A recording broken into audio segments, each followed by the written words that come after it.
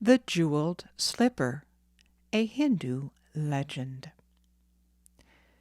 Ages and ages ago, and a little time before that, there lived a powerful Rajah in India who had a beautiful daughter. She was his only child, and was unlike all other children in that she had been born with a golden necklace about her throat. In this necklace was her soul, and so long as she wore it, she was well and happy. But should it be taken off and worn by someone else, the princess could not survive. When the princess was grown and was almost a young lady, her father, the Rajah, gave her a birthday gift of a pair of slippers ornamented with gold and gems. The princess put on her new slippers and went out upon the mountain side beyond the palace to gather some lovely flowers that grew there. The slope was quite steep, and as the princess bent to pluck a particularly gorgeous spray of blossoms, one of her slippers came off and dropped down into the forest below.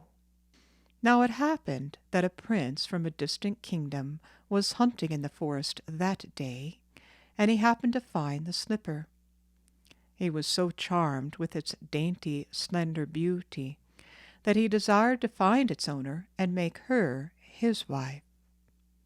He made his wish known everywhere, but for a year and a day nobody came to claim the slipper, and the poor prince grew very sad.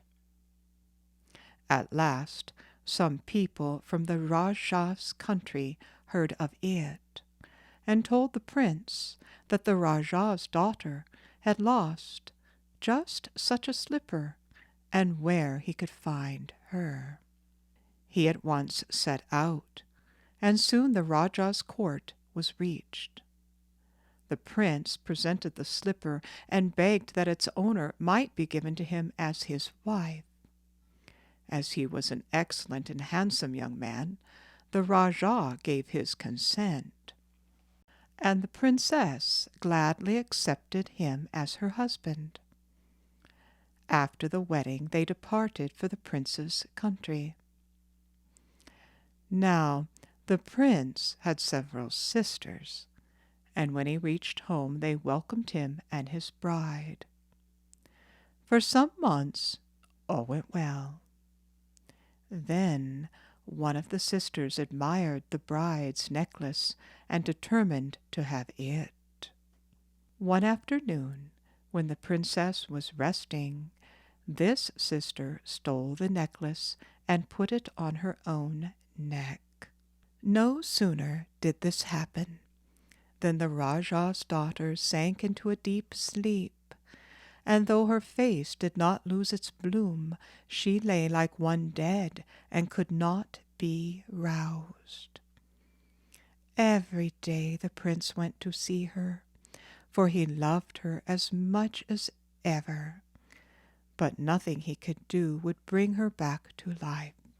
At last one day he noticed the necklace on his sister's throat, and he said, "How much that resembles the chain my dear wife always wore." His sister made no answer, but the next day he saw that the chain was gone from his wife's throat.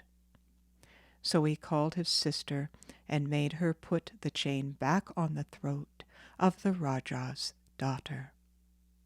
No sooner was this done than the soul of the princess was born again in her. She came to life and was as well and happy as ever. The covetous sister was sent away, and the prince and the Rajah's daughter lived happily for many years in love thereafter.